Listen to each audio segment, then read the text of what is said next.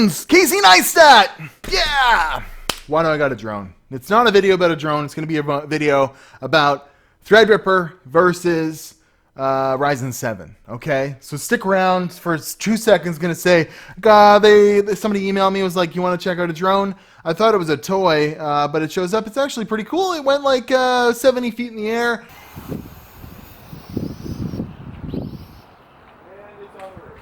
Fell on my neighbor's roof. That's fun. Also, Patriot. They're usually making like flash memory and stuff like that, but they sent me a gaming mouse. Probably the best mouse I've ever used. Well, it is. Pretty cool. Put little weights in it and stuff like that. Review of this coming up. Whew. As well as, we're going to talk about this RAM near the end of the video, but you could win. There's 3 kits of really expensive RAM here. 32 gigs, 16 gigs, RGB.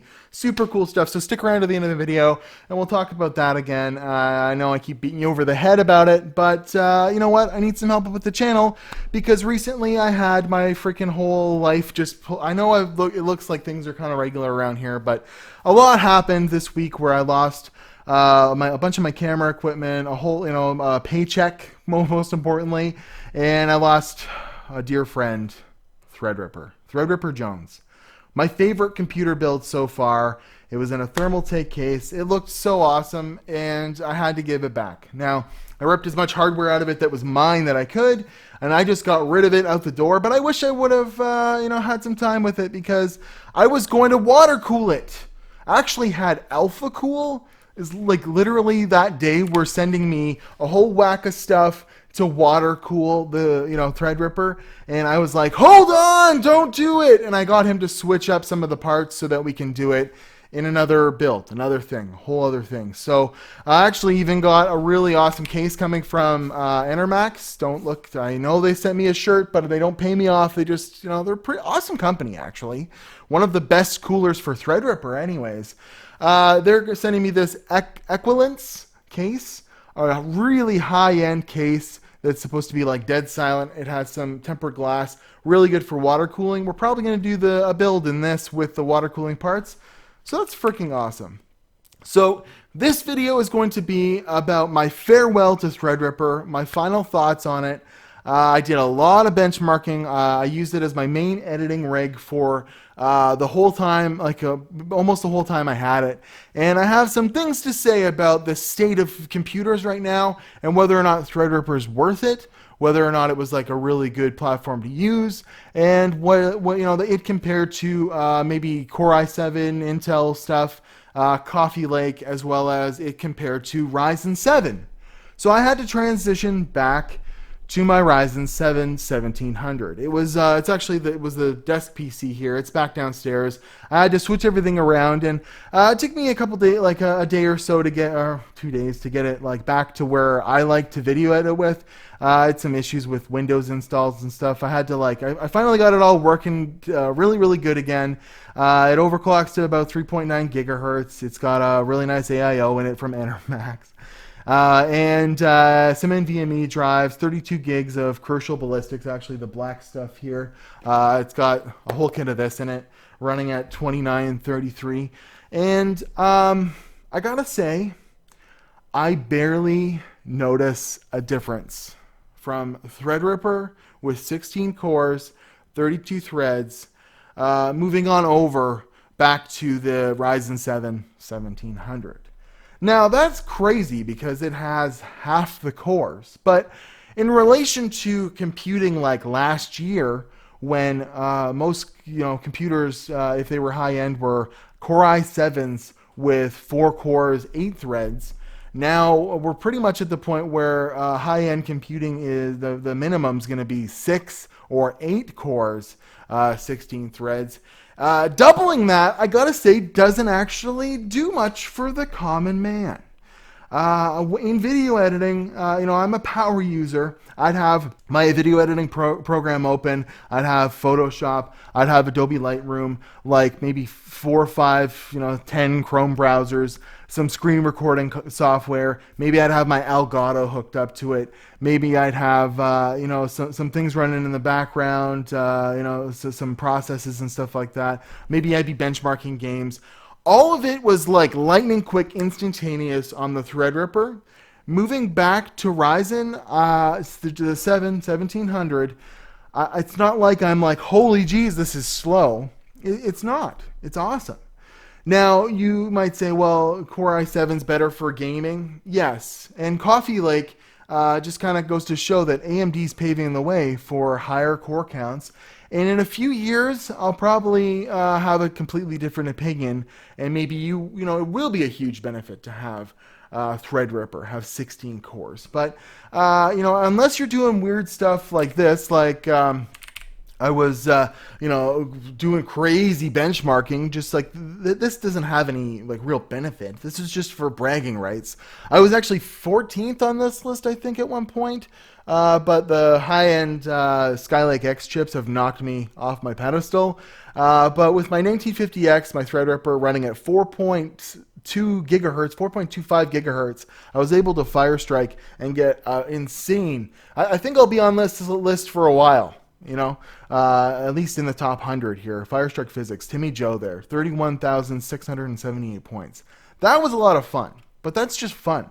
That doesn't translate into like a better video editing experience necessarily, because really video editing, unless you're doing really complex like Blender workloads or rendering 3D modeling, Threadripper is just not. The programs don't have access to using 16 cores, 32 threads, and it's really almost bragging rights if you're getting a Threadripper CPU, and it really was for me. It was just like a lot of fun to play with. At one point before the high-end Skylake, the 18 core launched, I had the fastest consumer CPU in the world, which was freaking awesome.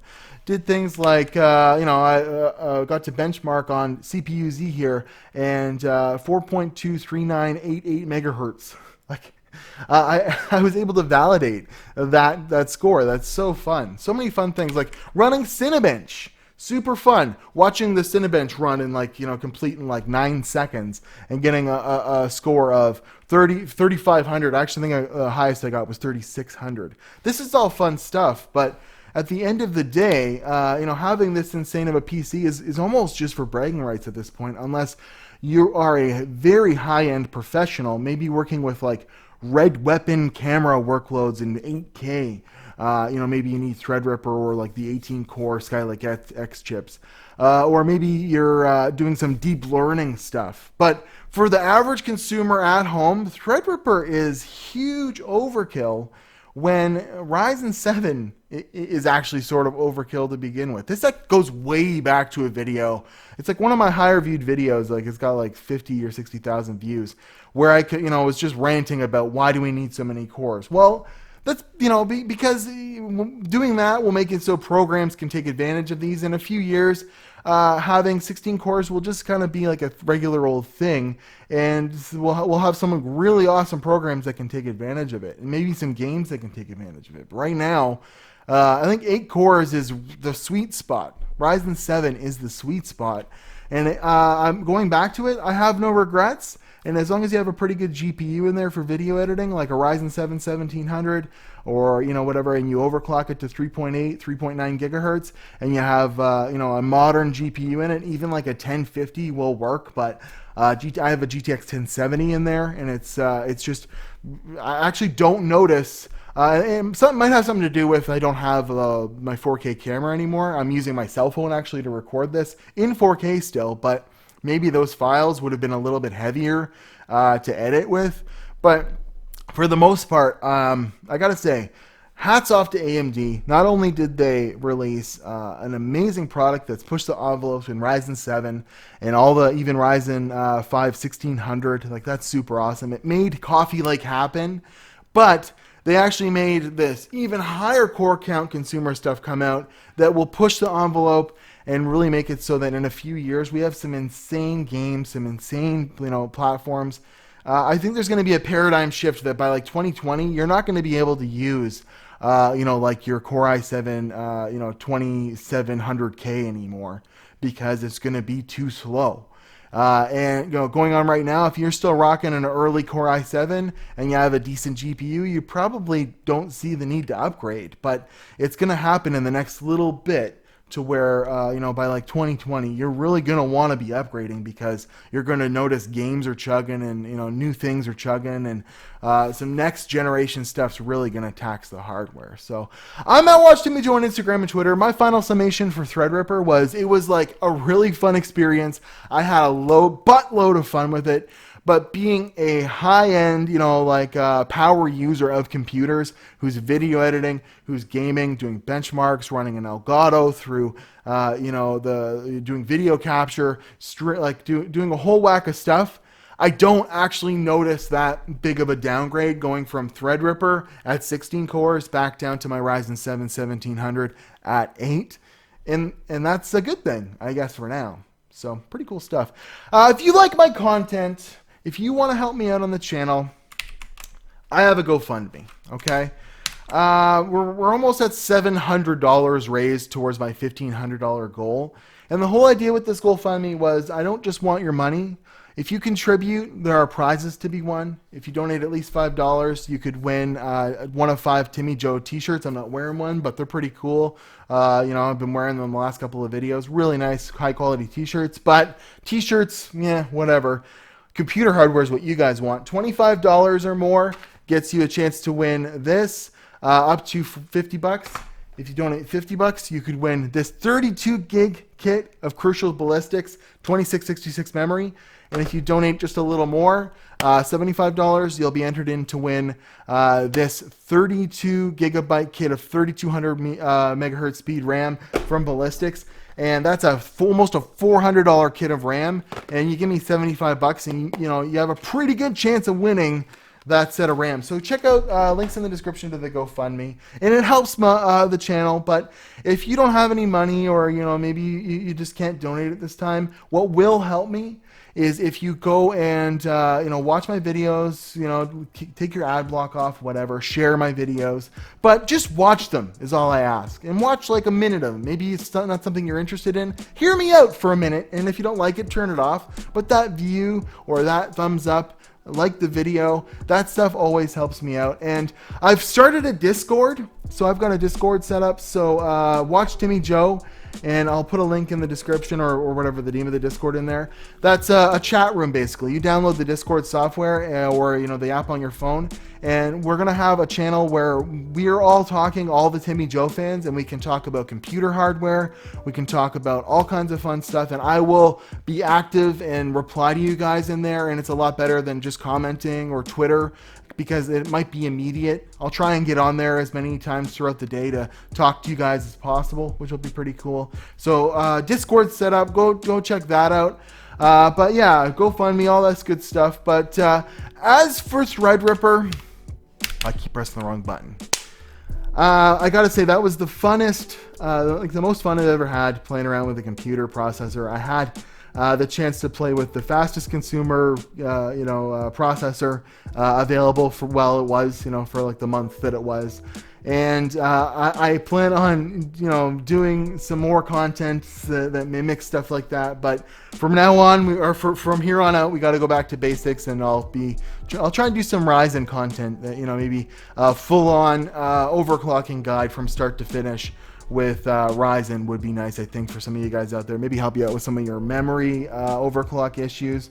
And if you have any more ideas for the channel, you can email me at timmyjoe.com, or you can leave a comment below, or we're going to set up that Discord, so that should be pretty fun. So I'm going to stop psycho-blathering about computers, but in the end, as an experienced user of both the Ryzen 7 system with 8 cores and the Threadripper 1950X, unless you are an extreme power user, like you make Pixar animation, or you're deep learning and like you're doing some crazy research for the betterment of mankind, having a Ryzen Threadripper processor or a high-end Intel part with 18, 16 cores right now is pretty much just for bragging rights, and there's like only 1% of all computer users will ever even touch the capabilities of those processors right now. But that will change. So I'll see you guys in another video. Watch Timmy Joe on Instagram and Twitter. Check out the GoFundMe and Discord. I'm gonna leave.